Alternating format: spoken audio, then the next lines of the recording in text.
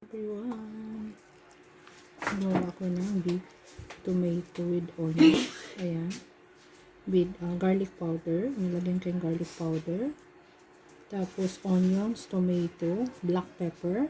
Yan yung mga nilagay ko dyan. And of course, beef. So, ginawa ko, sinutay ko muna yung beef without oil para at least matanggal yung oil niya dun sa karne mismo. Nung lumabas na yung mga oil niya, is nilagay ko na yung tomato, tsaka onions, and black pepper. Marami ako nilagay na black pepper dyan.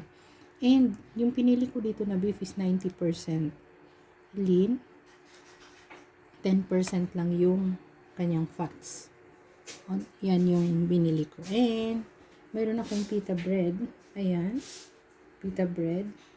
At gumawa rin ako ng sauce. Yung sauce na ito ay Persian sauce. So, yan. Sa kakakain ko sa Biros, if you are familiar with Biros, ganito yung sauce nila. And, gumawa rin ako ng hummus. Made of, talong na inihaw, olive oil, black pepper, garlic. Yan ang nilagay ko dyan. Yan. And, may garden salad din ako. Yan.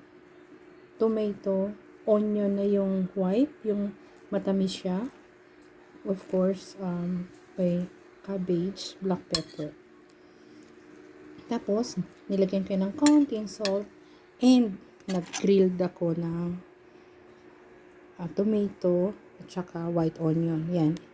Inihaw ko. So, yan ang aking pin-repair tonight. Kaya, it's eating time na. Try nyo ito. It's really yummy.